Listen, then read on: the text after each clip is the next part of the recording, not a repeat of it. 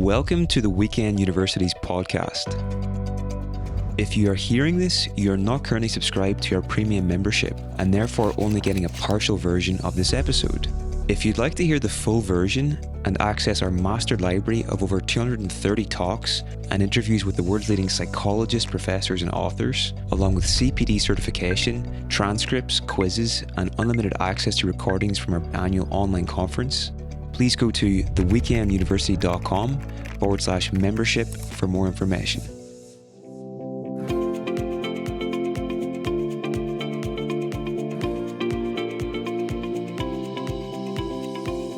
Janina, welcome to the summit. To get started, could you maybe tell us about your motivation to become a clinical psychologist? What initially sparked that in you? Well, actually, my children were the initial spark, because I remember being a 25-year-old young mother with a university education and realizing I've got this university education, there's so much I know about, and I am completely incompetent at taking care of a little baby.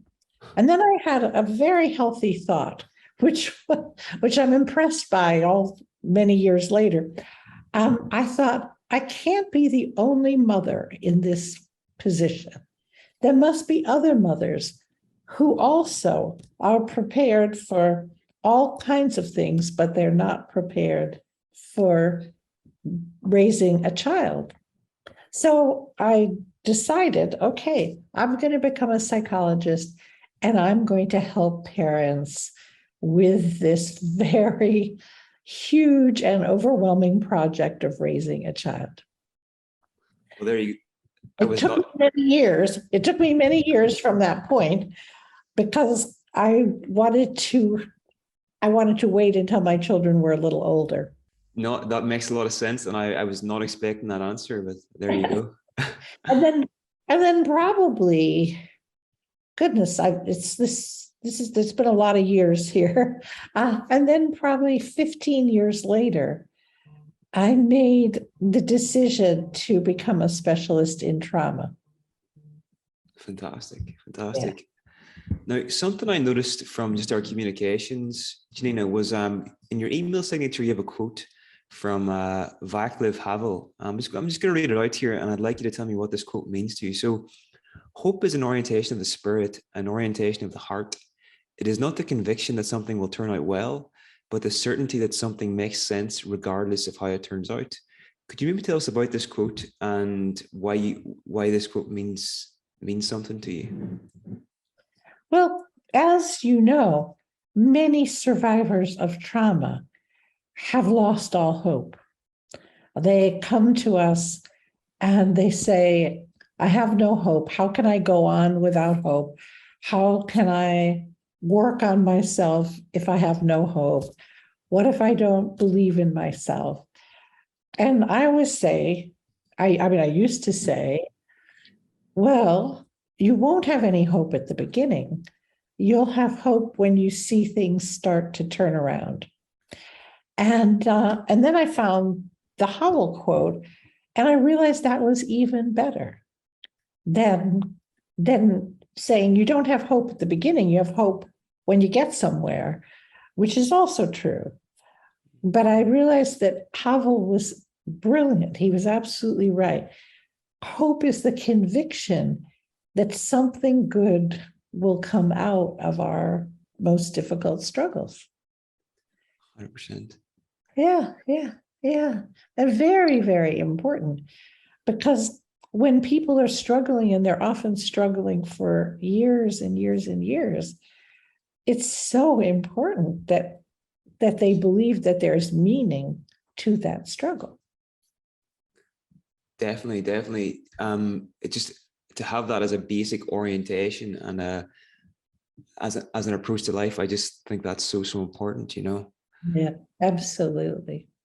So could you maybe tell us about your experiences working at Bessel Vander Kolk's clinic in the 1990s? I'd be curious to hear about what that was like, because that was a very pioneering time in the field. It was. I was very very lucky to go to his clinic in 1995 as a supervisor and instructor. But at his clinic, the supervisors sat on the clinical team. So we were a part of all the latest research advances, how they were going to be applied to the clients who came to his center for help.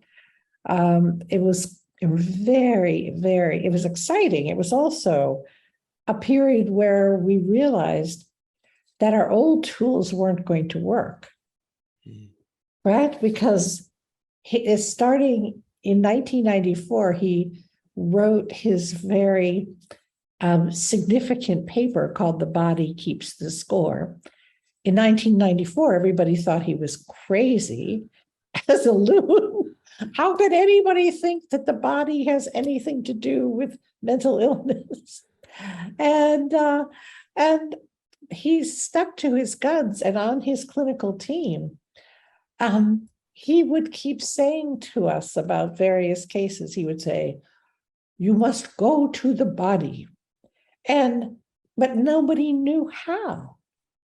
So it was very inspiring, but it also meant, how do we do this thing of going to the body? How do we work with the body when we're trained as talking therapists? So it was exciting. We were kind of discovering how to work with people in different ways, because just talking about what had happened or just talking about the day-to-day struggles were not, this talking cure was not working for trauma. That makes a lot of sense. And I know you've also worked with Pat Ogden. Could you maybe tell us about your experience working with Pat? And was that before or after your time with Bessel? That was before, that was after and during. So in the mid-1990s, Bessel started to do the brain scan research that proved that trauma is remembered more as feelings and body sensations than in a narrative. And he kept saying, go to the body, go to the body. But since none of us knew how to go to the body, he was forced to find people who did know how to work with the body. And he found Pat Ogden. And I was very inspired by the videotapes of her work. So I took her training and became a sensory motor psychotherapist, so that I could work. I didn't stop being a psychodynamic therapist, because sensory motor psychotherapy can be woven in with any method that any therapist practices. So it can be woven into EMDR, it can be woven into talking therapies of all kinds, into CBT, into whatever method the practitioner prefers. 100%. So I'd be curious to ask now, what would you say, you've got quite a unique approach to trauma, and you have, I suppose you've integrated many different models in there. You've got things like internal family systems by Richard Schwartz, and there's sensory motor psychotherapy elements in there as well. So what would you say the foundational elements that your approach to trauma work is built upon, Janina? Well, certainly it's built upon my traditional psychodynamic psychotherapy training. That was my original training way back. And then the other important influences included, I did a postdoctoral fellowship with Judith Herman for 2 years. Judith Herman really brought an important piece, which is making psychoeducation a therapeutic approach. Because the idea, in the psychodynamic world, the idea that you educate your clients is just anathema. But Judy Herman said, no, no, no. These are people who've been victimized. They've experienced power over. When you're in a therapeutic relationship, the therapist has power over, unless the therapist educates the client so they both know the same things. So that's been a very important influence on my work, and really the reason that I wrote the book, Transforming the Living Legacy of Trauma. I learned so much from Bessel, of course, and I learned a lot from his research. I think people underestimate how much we as therapists can be influenced by research. But he did a study that was meant to investigate whether it was true that if people could talk about their traumatic experience, they would be healed from it. Because that's what we believed in the 90s. Just get them to talk about it and they'll be healed. So he did a study comparing two groups of clients who'd experienced the same kind of trauma. One group had been able to put the experience into words. The other group had not. Both groups were equally symptomatic, equally struggling, equally suffering. And so that changed the way we did therapy, because obviously the goal of having someone tell their story was not going to bring anyone the resolution or the relief they were looking for. 100%. That's so interesting. From your point of view, it must you've sort of had the bird's eye view of how this field has evolved over the years. It's gone from mostly being approached by talking therapies to where it is today. Could you just give us a kind of an overview of your experience of how you've seen it evolve? Because obviously trauma treatment came to the forefront, and we're starting to realize, even as a society, how important this is. So I'd just be curious to get your thoughts on that, And because trauma is so difficult to treat, the trauma treatment field has always been the field that was innovating new treatments. And then the rest of the field took hold. So think mindfulness. That idea of working with mindfulness came from the trauma world. Now it's everywhere.